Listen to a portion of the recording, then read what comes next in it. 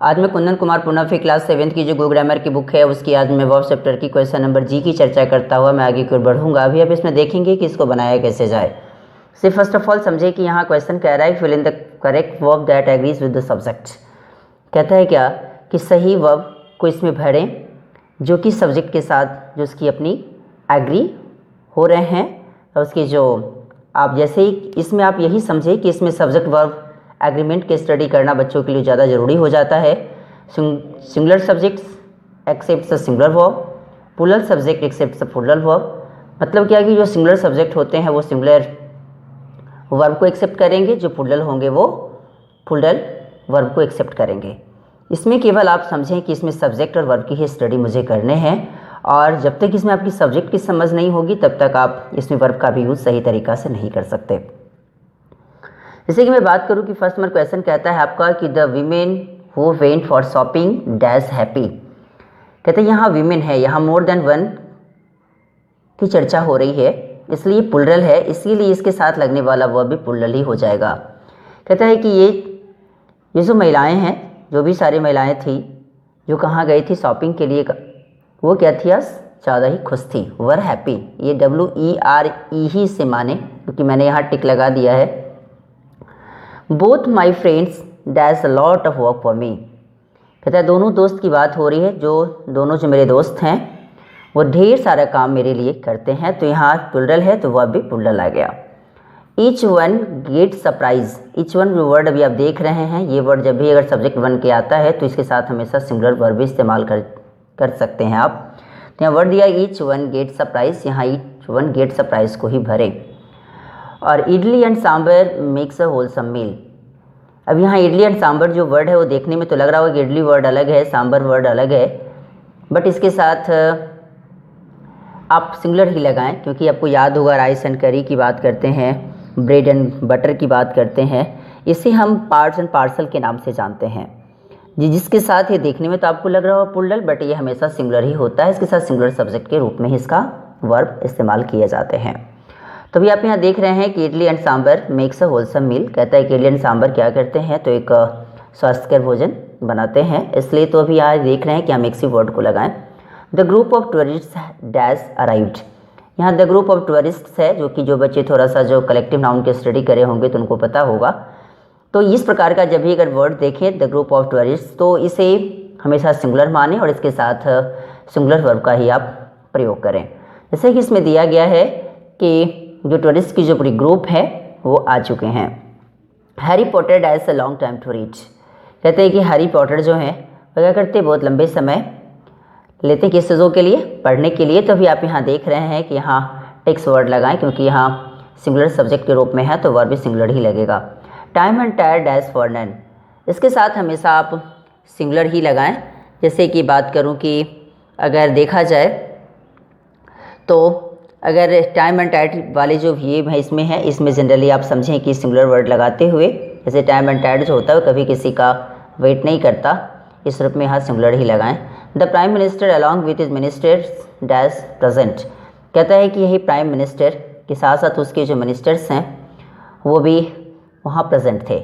अब यहाँ कुछ बात आपको समझ लेना चाहिए कि यहाँ जो आप कन्फ्यूज़न में रहेंगे कि यहाँ हिज मिनिस्टर्स है तो ये प्लूरल होना चाहिए, बट इसके साथ आप सिंगुलर क्यों लगाए, इसके पीछे रीज़न की मैं बात करूं तो अभी आप इसे समझें तो आपको पता चलेगा कि जब भी कभी कोई word with, together with, along with, in addition to, and not, like, unlike, including, excluding, but, besides, except, etcetera, इस प्रकार के वर्ड जब भी कभी आपको दिखाई दे सेंटेंस में तो उसके पहले जो सब्जेक्ट होंगे उसके अनुसार आपका वर्ब का परिवर्तन होगा। जैसे कि अभी आप यहाँ द प्राइम मिनिस्टर देख रहे हैं कि अलॉन्ग विथ के पहले है, इसलिए द प्राइम मिनिस्टर के मुताबिक ही यहाँ आप वर्ब का यूज़ कर सकते हैं। जैसे कि इसमें दिया कि the prime minister along with his ministers, तो इसमें आप वर्स का ही लगाएं।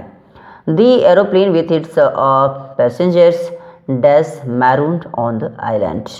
अभी आप यहाँ देख रहे हैं कि ये जो एरोप्लेन है, एरोप्लेन के साथ साथ इनके जो पैसेंजर्स हैं उन्हें भी निर्जन द्वीप में अकेले छोड़ दिया गया, जो कि वो कौन था, वो ऑन द आइलैंड। ठीक है, ये आइलैंड में उन्हें अकेले छोड़ दिया गया।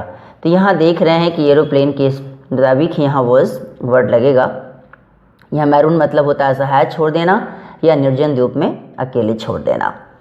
The noted writer and social worker dash passed away. एक ही तो व्यक्ति हैं जो कि एक द नोटेड राइटर भी हैं और सोशल वर्कर भी हैं, तो दोनों व्यक्ति एक ही की बात हो रही थी, इसके साथ लगने वाला वर्ड हमेशा सिंगुलर ही लगेगा। कहता है क्या कि जो नोटेड राइटर हैं और जो सोशल वर्कर भी हैं वो अब दुनिया में नहीं रहे, उनका निधन हो गया है। इधर your uncle or your aunt has send this parcel. कहता है कि आइदर पढ़ें या इसे इधर पढ़ें, दोनों केवल ब्रिटिश और अमेरिकन टोन में केवल अंतर रहता है। कहता है क्या कि इधर के साथ हमेशा और लगाएं, या आइदर पढ़ेंगे तो आइदर के साथ में हमेशा और लगाएं, और नीदर या नाइदर के साथ नॉट लगाएं। तो और के बाद जो सब्जेक्ट आएगा, जब कभी नाइदर के बाद जो नॉर आता है तो नॉर के बाद जो सब्जेक्ट आता है उसके अनुसार ही वर्ब का परिवर्तन करें। जैसे either your uncle or your aunt has send this parcel. कहता है क्या दोनों में से कोई, दोनों में से कोई, कौन, योर अंकल या आपके आंट, इस पार्सल को भेज चुके हैं। Those who dash finish the work can now rest. यहाँ दोज है, दोज के मुताबिक वर्ब का परिवर्तन करें आप, तो those who have finish the work can now rest. कहते हैं कि वे लोग जो काम फिनिश कर चुके हैं वो अब आराम कर सकते हैं। तो इसके साथ आप हैव वर्ड लगाएं दोज के मुताबिक, तो यहाँ हैव को ही आप सही माने, और मैंने इसे पेन से भर भी दिया है। अब मैं ज़रा बात करूँ कि क्वेश्चन नंबर एच की, तो क्वेश्चन नंबर एच कहता है आपका कि fill in the blanks with the correct form of verbs. फिर इसी की बातें हो रही हैं। अभी फिर दिया कि सही रूप से वर्ब को भरने हैं आपको।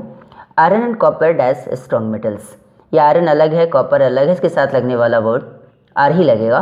आयरन और कॉपर अलग अलग जो मेटल्स हैं जो कि स्ट्रॉन्ग मेटल्स के रूप में काम करते हैं।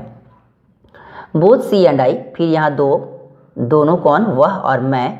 तो जब जैसे ही दो सब्जेक्ट की बातें आ रही है, मोर देन वन की बातें आ रही है, तो साथ हमेशा हम प्लूरल वर्ब लगाएंगे। Both she and I dash scared of thunder and lightning.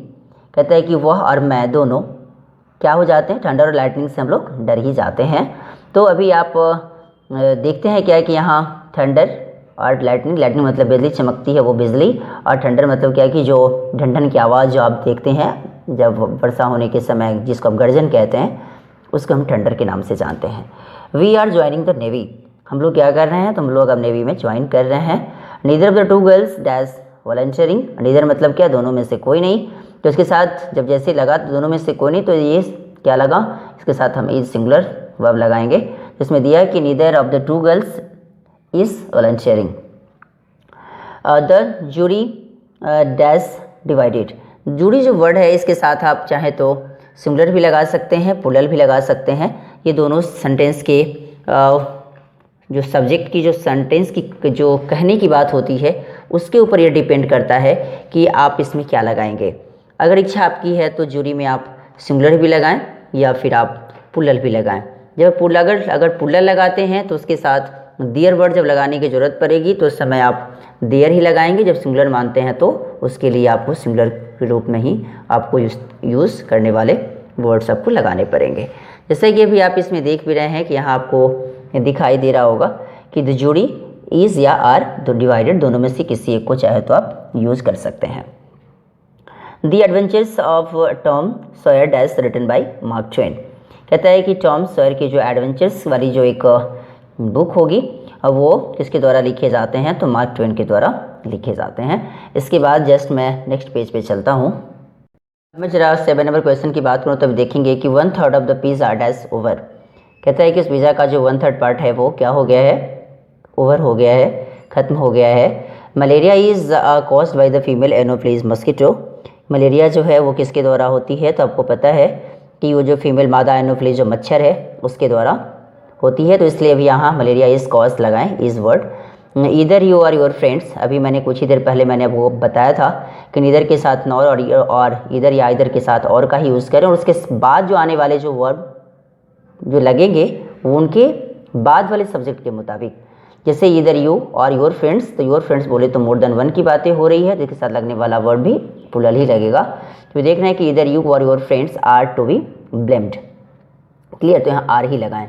Everyone dash worried about you. Everyone बोले तो प्रत्येक आपके लिए क्या है, प्रत्येक लोग जो भी हैं वो आपके लिए, आपके बारे में चिंतित हैं। अब यहाँ इज लगाएं। Physics is a difficult subject for most students. यहाँ आपको CS लास्ट कर रहा है तो आपको लगता होगा कि नहीं कि प्लूरल है, बट ऐसा नहीं। ये फिजिक्स जो सब्जेक्ट का नाम है जो कि हमेशा सिंगुलर आएगा, फिजिक्स है, इकोनॉमिक्स है, मैथमेटिक्स है, पॉलिटिक्स है, ये सब, तो ये इसके साथ हम सिंगुलर ही लगाएं। कहता है फिजिक्स क्या है, तो एक बहुत ही डिफ़िकल्ट सब्जेक्ट है। किसके लिए, तो मोस्टली स्टूडेंट्स के लिए। और इसी के पहले कोई अगर एडजेक्टिव अगर आ जाता तो इसके साथ लगने वाला वर्ब हमेशा प्लूरल लग जाता। जैसे द फिजिक्स ऑफ किसी भी राइटर की अगर बात करूँ, the mathematics of KC. Sinha, इस प्रकार की बात करूँ तो इसके साथ लगने वाला वर्ब भी प्लूरल ही हो जाएगा। 30 minutes dash left for the bell to ring. 30 minutes बचा हुआ है, तो 30 मिनट्स मोर देन 1 की बात करूँ तो प्लूरल लगाएंगे। 30 minutes are left for the bell to ring. कहता है 30 मिनट्स भी बच गए हैं किसके लिए, तो घंटी बजने में। The novel Animal Farm is my favourite. कहता है कि नोवेल जो एनिमल फार्म है वो क्या है, मेरे लिए फेवरेट है, इसलिए इज़ लगाएं। ऑल, अब जैसे ऑल आर वर्ड लग गया तो यहाँ आर लगेगा कि all are welcome to my party. और कोई ज़रूरी नहीं कि ऑल के साथ हमेशा लगने वाला वर्ड केवल प्लूरल ही लगेगा, ऐसा नहीं है।